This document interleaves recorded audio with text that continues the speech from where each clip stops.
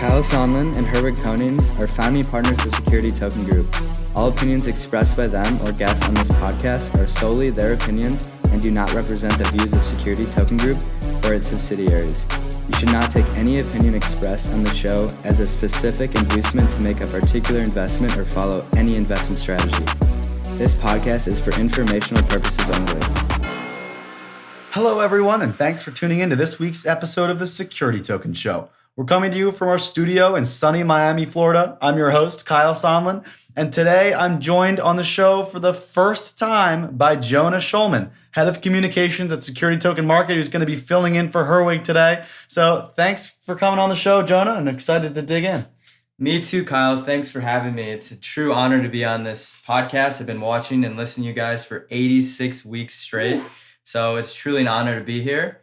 I've finally gotten that promotion from reading the disclaimer the last 86 times. So hopefully I can fill Herwig's shoes, and I'm excited to break down today's episode. You ready to break it down? Yeah, well, before we get started, I'm happy to share a word from our sponsor. This episode of the Security Token Show is brought to you by this week's sponsor, Relio Technology Limited, a blockchain-enabled issuer, fund manager, and technology provider focused on eliminating the barriers to invest in, trade, and leverage exclusive real estate, private equity, and other real-world assets through decentralized finance, or DeFi. Relio's mission is to merge private equity with blockchain technologies and provide much broader global access to institutional quality investment products that create long-term value and build wealth. The platform is driving adoption for security tokens, both as an issuer and as a platform to enable other institutions to do the same. Relio has launched its own security token offering backed by equity in the business on top of a revenue share component to give investors exposure to the upside of the clients using the Relio platform. With 3 active funds currently in the pipeline, including a $250 million tokenized credit fund through joint venture with Valentis Capital, the firm is poised to provide leading tokenization services for some of the largest funds in the industry. To learn more about Relio and the RST token, check out their white paper and pitch deck today at relio.fund. That's relio.fund to learn more. For those of you who are new listeners, you should know each week the show starts out by covering last week's industry news, followed by the newest security token offerings and a breakdown of the secondary market trading report. Then to finish off the show, we'll dive into our weekly main topic discussion, which this week is about the different distribution strategies for security tokens. But of course, we can't get started without first doing our Company of the Week awards, where we award 2 companies for making the biggest moves in the industry last week. Who's your pick this week, Kyle? Well, we had some really exciting news coming from Republic this week, having reported the completion of their $36 million funding round, with the prospects to usher in several additional security token offerings on their investment platform that caters to accredited and non-accredited U.S. investors. This comes on the heels of the completion of their Republic Note security token offering, which raised nearly $20 million for access to their entire portfolio of equities that have raised through their platform. And as you know, or may know, Republic is a crowdfunding platform for issuers looking to leverage the Reg CF exemption to raise from retail investors. But now they're making a strong push into tokenization through innovative investment vehicles like the Note, but also as an issuance platform, as they have the capability to tokenize any investment through the platform. And if a reminder from that Note, they raised 19, or I guess it was maybe 16 million from a security token offering backed by the underlying portfolio of equities that they had built up of companies that used their platform. So they did a security token raise through that, and now they just did an equity round to build out their platform and to continue scaling, as well as keeping an eye on the tokenization space to do it for other issuers. And so for accomplishing some amazing feats over the last 6 months, Republic wins my second Company of the Week award. Congratulations to the team there. Awesome job, Republic. And my company of the week is actually a crypto company that also supports security tokens. So you love to see that. It's a custody and tokenization firm called Fireblocks. And BNY Mellon and other institutional investors just poured a whopping $133 million in funding towards it. And yes, security tokens are part of their game plan, so some of that is definitely earmarked to support initiatives here. They already support tokenization and presumably custody, so we'll have to see if they expand on that. And institutional investment banks like BNY Mellon, who reportedly is working with Fireblocks for their own custody solution, shows that blockchain is truly here to stay. And for that, Kyle, Fireblocks wins my Company of the Week. That's your first Company of the Week nomination. Congratulations to Fireblocks. That's some exciting stuff, man. Yeah, it's a fire company for sure. Look at that fundraising amount. But yeah, industry news. Before I get to the news, I want you all to know that all the articles we cover on this show are sourced from stomarket.com/news and are also available for reference in the about description of the podcast itself or on the Security Token Show Medium blog. Whenever you want to read the news, we discuss for yourself. Absolutely. Let's dive in. All right. And moving into industry news, the SEC and Ripple have been going head to head over the last few months. As a reminder, the SEC is claiming that Ripple conducted an unregistered stock offering, which Ripple strongly has been denying. And in Ripple's favor, a personal injury lawyer by the name of Deaton filed a petition to the U.S. District Court in his home state to force the SEC to exclude his XRP holdings from being defined as a security. After filing his action, Deaton says he was flooded with requests from XRP holders, thousands of them wanting to join his case. I think this clearly shows we need more regulatory clarity on digital assets so we can have a precedent for everyone to follow. This court case is definitely one in the making, and I'm excited to see how it plays out. And in more Ripple news, we can't seem to escape this company. The U.S. court will allow Ripple's co-founders Brad Garlinghouse and Chris Larson the right to file a motion to dismiss the case.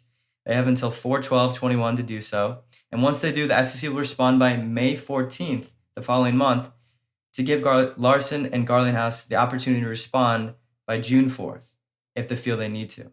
And this one will be very interesting to watch and play out.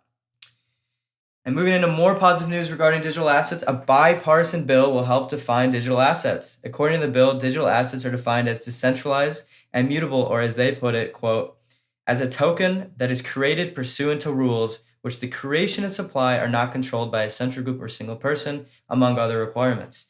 To qualify as a digital token under the bill, the transaction history must be able to resist modification or tampering by a single person or group or persons under common control.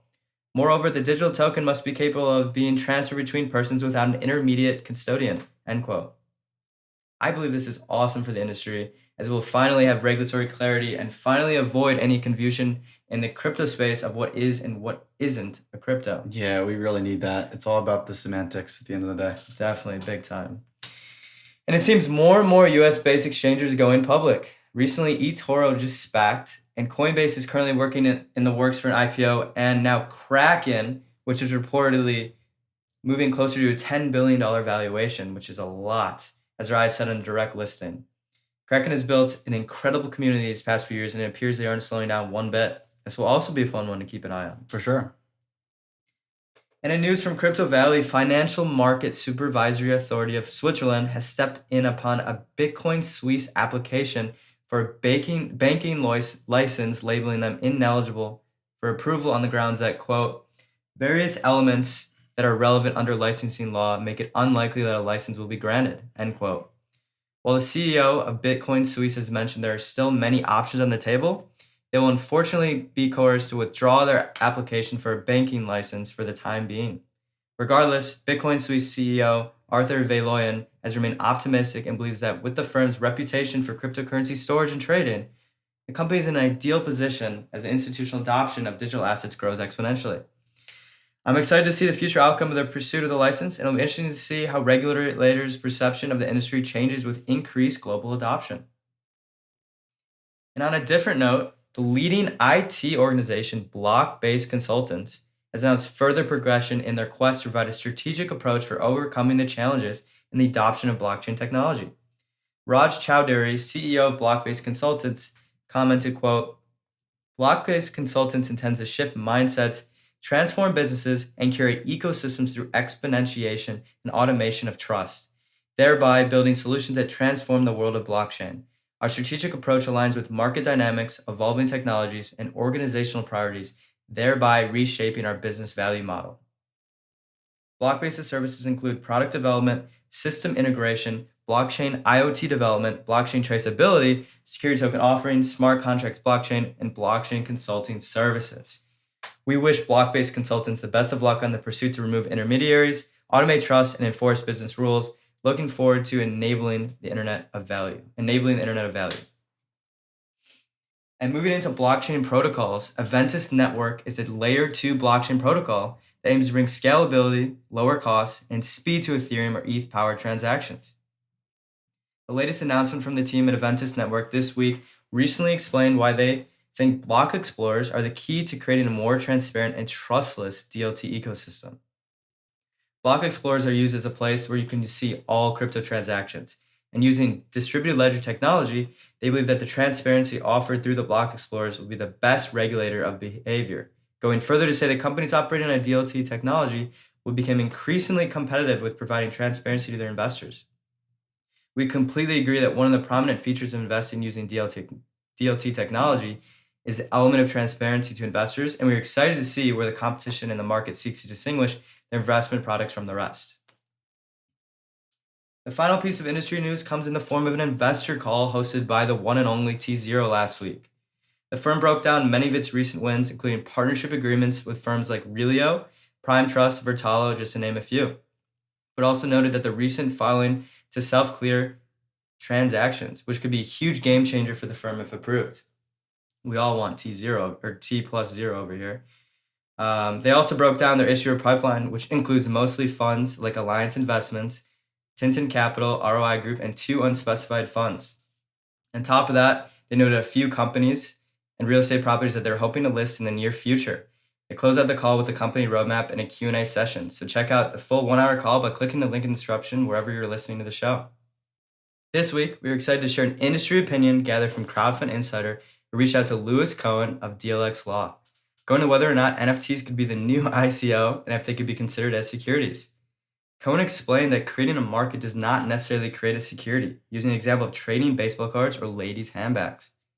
Cohen went on to say that such items are not securities, but these items could be part of an investment scheme and thus cross the securities line. Further, Cohen noted it's not difficult to spin up an investment scheme based on an NFT, going to say that the market is too hot to not raise eyebrows from regulatory bodies such as the SEC, that eventually one of the many NFT platforms will eventually cross the line. But I'm ultimately saying that it will come down to the facts and circumstances and the manner of the sale, generally discouraging the fractionalization of NFTs to trade on the secondary market, potentially entering a gray area for regulatory bodies, whether or not it is a security, and that's an area you never want to be. It will be interesting to see how regulatory items play out with the SEC as the market continues to surge seemingly from all directions. We will be there at the sidelines every step of the way to inform you on the Security Token Show. Yeah, we talked about this on the Clubhouse session a couple of weeks ago. We also talked about this from the NFT real estate project. There's definitely some things that are pushing the lines already, and that's really where the SEC will step in, is that those projects will inevitably lose money, and then those investors now are going to sue because they lost money on something that they shouldn't have been able to invest in to begin with, and that's usually how it tends to work. So I think based off of my non-legal opinion, Cohen seems spot on. I'd have to agree with you there, Kyle. And on this week's episode of Tokenize This, Peter Gaffney goes into the tokenization of private investment funds and how emerging companies in the angel investing, VC, and private equity spaces can use tokenization to provide liquidity as well as enhance access to fundraising, citing examples with companies such as Blockchain Capital, which conducted their initial fundraising via an STO. So token holders gain a right to fund distributions over the years and have the ability to trade their ownerships on secondary markets. A further deep dive into the article can be found on our Medium blog, which can be found in the comments section on our various social media and video platforms. But wait, there's more. From Peter Gaffney, thanks to Omar Faridi's great write-up on Peter's Tokenize This article this week. We have the opportunity to dive a bit deeper with the amended private securities exemptions from the Jobs Act of 2012. Issuers can now raise up to $5 million from retail investors via the Regulation CF exemption for registered crowdfunding portals. Portals like Seed Invest, Republic, WeFunder, and more will be able to benefit greatly from this. With these alterations, there will be a larger incentive for issuers to utilize this exemption, which will ultimately help the crowdfunding portals business greatly. I don't know about you, Kyle, but I think we're going to see a huge uptick of issuers utilizing Reg CF, especially the companies with strong following behind them. It can be easy to raise money from your following via this exemption. Absolutely. It's going to be pretty exciting to see. Definitely. And that's the full rundown from the news last week for you all. Kyle, what industry webinars do we have coming up? Awesome work, Jonah. I think we should give him a round of applause for crushing it through the first half of this episode. But we still have some more to go. And first, we're going to look into the industry events. And I actually think it's a great time to remind all of our listeners that we host a breakout session for the Security Token Show podcast each Thursday at 5 p.m. Eastern Time. The session hosts a diverse panel of rockstar industry experts, and each conversation centers around the main topic from the podcast episode. Last week, we broke down the topic of tokenized venture capital, and we had fund managers, investors, lawyers, and more join the discussion. We also feature a 15-minute Q&A session to allow for the audience to ask some of the most dedicated security token minds anything you want to know. Tune in each week to our Clubhouse breakout sessions at 5 p.m. on Thursdays. You got to download the Clubhouse app. This week, we're going to be talking about distribution strategies for security token offerings, fundraising, so you better check it out. And our first event this week is the Security Token Summit. You may recognize the name as it's one of the largest and longest running security token events worldwide, hosted by Alon Gorin and Joseph Holm out in LA. Security Token Summit traditionally has a ton of amazing speakers and panelists, and this year is no exception despite the virtual reality, featuring names such as SEC Commissioner Hester Pierce, U.S. Congressman Tom Emmer, and dozens of other executives from firms you've heard of like Tokeny, Polymath, INX, Merge, Archax, and more. Herwig and I are actually both speaking at the event, so you got to make sure you tune in for our panels as well. The event is on Thursday, March 25th, and begins at 11 a.m. Eastern Time, but it goes pretty late. I think my panel's at 8 p.m. Eastern on the 25th, so come on, you got to check mine out. Don't worry, Kyle, I would never miss it for anything. And the other event we have coming up is the Fintech Disrupt Digital Securities and Tokenization Summit. Learn everything you need to know about what's happening in the world of tokenization by joining this year's summit. You will hear from leading figures clearing the path for tokenization within the real estate sector, and you'll gain new perspectives on how established companies are renewing their business by introducing blockchain for tokenization. I was also asked to speak at this event, so I will be joined by T0 CEO Somnor Salehi, Polymath founder Trevor Coverco, and DigiShares CEO Klaus Scanning. The event is over 2 days, May 19th and 20th, so it should be a great time. And I actually have a keynote speech as well as a panel discussion I'm going to be moderating, so it's going to be a lot of fun and another very successful security token focused event. Check out more information online or use our referral code to sign up now. Check the link in the description. And that's all for the events and webinars that we had this week. Remember that you can submit any industry news and events at stomarket.com/news so that we can try to cover it on the show, or you can participate with the community and do all that fun stuff there. And moving into the STO updates, which is unfortunately all we had this week, we start with Arca Labs, who is the innovation division of the large crypto fund Arca, who announced an agreement with Signature Bank that enables Signature Bank clients to initiate purchases of shares of the Arca US Treasury Fund. And if you don't remember the Arca US Treasury Fund, it's actually a security token that they launched that invests in a basket of US Treasuries, investment grade fixed income securities, and unrated assets that Arca has determined of comparable quality. And the way that that works is it actually has a fixed value at $1 per share, and it's fully redeemable on their platform. You also get the return on that basket. The security token, as I said, pays out a fixed rate on that basket of currencies. And Arca actually won my company of the week at the launch of this asset in episode 51. And this is now pretty big news as they've opened a very institutional platform to their investment product through Signature Bank. So at this point, the fund is still pretty tiny, but it's a very interesting idea. And I think that it's much more liquid than the public market equivalents just because of that redemption factor. And the other update that I have this week is from security token offering company Vonovia, who was my episode 77 company of the week. And this firm officially sold its first tokenized bond. Now, listeners, this is actually a huge bond. According to the press release, they were able to raise 600 million euros in a deal that was oversubscribed 5 times. The bond pays 0.625% interest per year, but even better, the bond is a green bond, which means that the funds are specifically focused around sustainable projects and environmentally conscious investments. I was able to confirm the details as the press release clearly states that, quote, the company used blockchain technology for the transfer of ownership of the bond and created the necessary security token, end quote. And so that's all very, very exciting stuff. And as we move into the market update, we do have the Security Token Market Real Estate Report from February. Security Token Market released its real estate market report this week. It wasn't great climate, unfortunately, as we're going to get into that in the market segment, but the real estate market trading volume has sharply declined on Uniswap, and it's had a pretty drastic effect on the market. But that being said, the market cap actually has held a pretty steady line as the prices of these assets haven't really changed much since they've been pretty illiquid. To read the full report, check it out at blog.stomarket.com. And as we transition into the market segment, as a reminder, all news and pricing data is sourced from stomarket.com.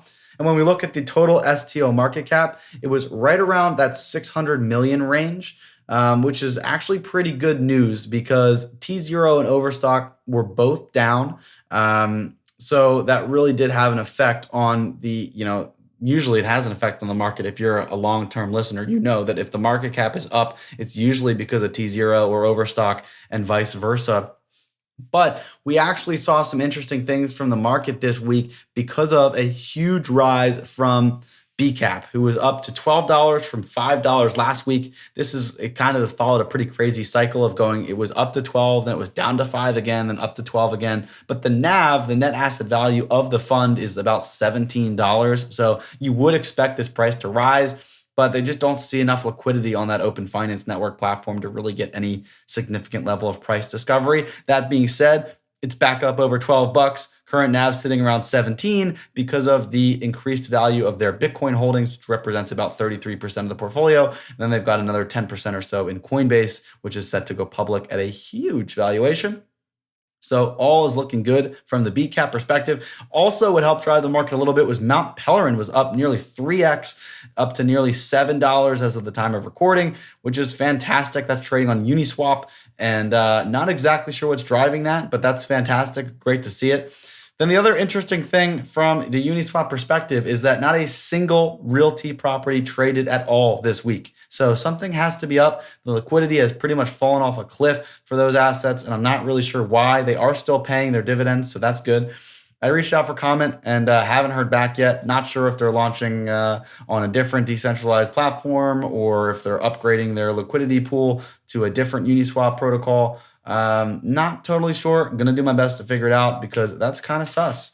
And as always, all news and pricing data is sourced from stomarket.com. So you can go on there, check out the live pricing data, see how things are performing. We're talking 622 million in market cap this week, Jonah. Yeah, Kyle, as always, great market updates. Great job. And another exciting week of security token trading. And as you mentioned, Mount Pelerin has been skyrocketing. BCAP seems to be trying to align more with its NAV. So it'll be really interesting to see if it moves closer and what happens. And in the meantime, be sure to head to stomarket.com to view all the live trading data. But now I think it's time to transition into the main topic. Ready to dive in, Kyle? Yeah, let's do it. So today we're going to be diving into the different methods of distribution for a security token offering. When we're talking about a security token offering, we're specifically discussing real-world assets that are owned by real people or companies. This could include equity in a company, it could be real estate, a debt product, or any other asset that an investor might want to buy. And as we've covered on the show before, the reality is that with security tokens, you must comply with all of the established laws and regulations around fundraising for that investment. That means that you need to identify every investor that you bring on, as well as ensuring that you follow anti-money laundering laws to prevent criminal activity.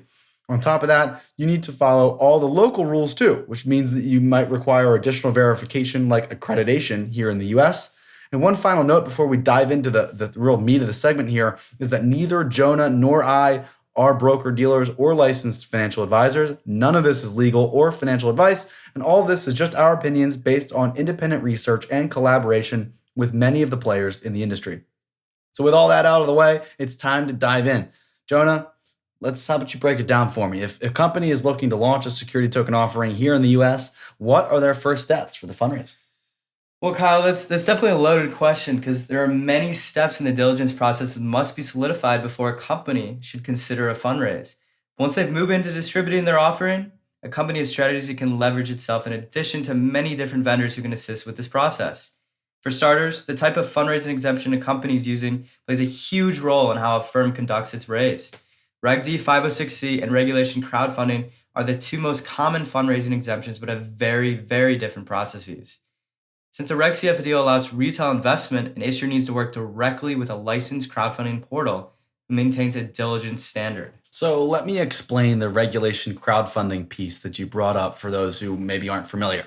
The Reg CF process is kind of like a Kickstarter listing where a company creates a listing page and explains the business model, creates the marketing campaign, and includes the documents of incorporation and other metrics to help an investor evaluate the deal.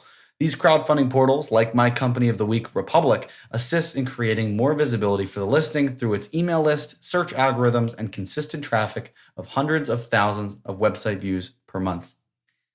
Exactly, right on the head, Kyle. In exchange for listing on the platform, an issuer has to pay a flat rate fee in addition to a percentage of the total fundraise.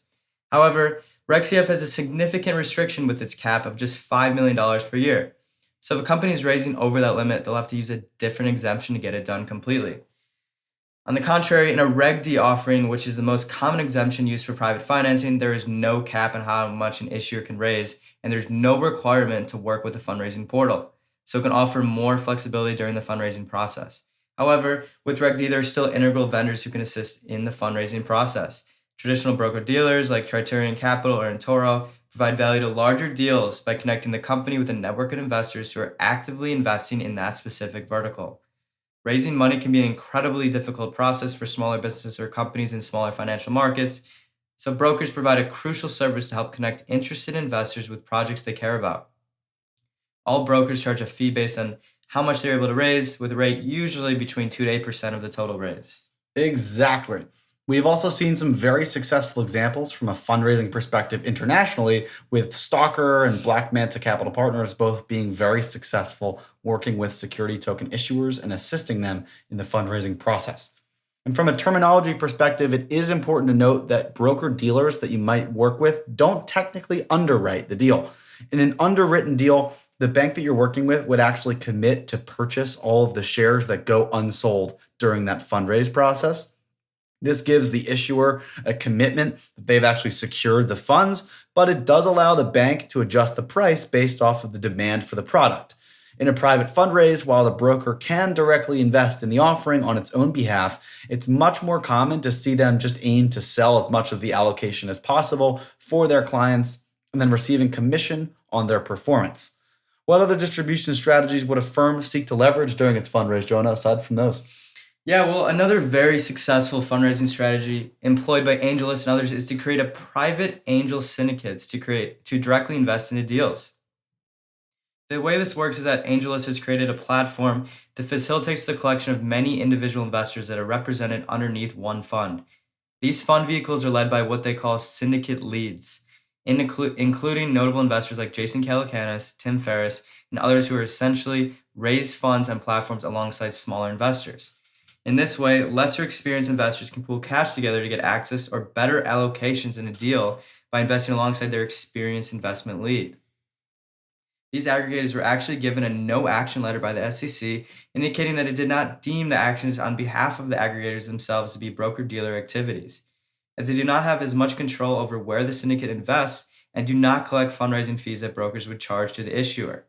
Instead, angel syndicates charge money to the investors for the access to deals, as it is structured as a percentage of the total assets under management and a percentage of the carry or the profits that the funds makes over time. These funds can provide great access to capital, but these funds tend to be more targeted based on the specific lead's venture expertise. So private syndicates have been very successful in the startup and real estate world, and it's not much different from investing in a fund as a traditional LP. Angel syndicates don't need to come through a platform like AngelList, though, so it is pretty common to see angels that just band together on their own to invest on behalf of their group in a deal. The main benefits from angel syndicates are that they typically find value add or strategic investors in addition to just being able to manage more personal relationships with your direct investors. Finally, Kyle, we have the issuer managed distribution through Reg D 506C. With the codification of the Jobs Act, issuers for the first time to generally solicit their deals to the public. Prior to 2012, a private business really had to be private about their fundraise and couldn't be allowed to attract new investors. They were forced to rely on their network. With the addition of 506C, companies are able to take matters in their own hands, and they could potentially even do a Super Bowl ad, which would be pretty interesting to see. Yeah, they absolutely could. I mean, with 506C, a company can now create its own organic content to drive investment. They can discuss the raise publicly and pursue interested investors from their public network. In addition, marketing and advertising platforms also have sprung up, which assists in boosting the company's exposure as much as possible for a flat rate instead of a performance fee. Media firms have been able to offer significant benefits to the fundraising businesses who are now more interested in just driving the most traffic and awareness to the deal as possible. And then advertising models can be just as effective as broker-dealer relationships, especially when you're talking about niche industries and markets. The reality is that a firm will likely use a combination of some or all these methods in order to complete their security token offering. With the ability to market and advertise their deal to the general public, it opens many doors for issuers to create strong marketing campaigns to drive traffic to their platform. However, since Reg D requires accreditation, they likely will be working with a platform that can onboard and verify investors, which often has a coincided broker platform to assist in that fundraise process. Yeah, you're absolutely right. I really just couldn't have said it better myself. And because of that, I think it's a great summary of the different distribution channels that a firm can leverage when it comes to a security token offering. Is there anything else from your end, Jonah? Not much. Just, it was an honor to be on the show. I think it's a great place to call it. I hope you enjoyed today's episode. Please send in any questions or feedback to us on Twitter or LinkedIn. And be sure to get the latest trading data and news at stomarket.com. And of course, this Thursday on Clubhouse, be sure to catch the breakdown of this podcast like we do every week. You got to tune in. It's a blast. Either way, I'll catch you next week on Tuesday for episode 87.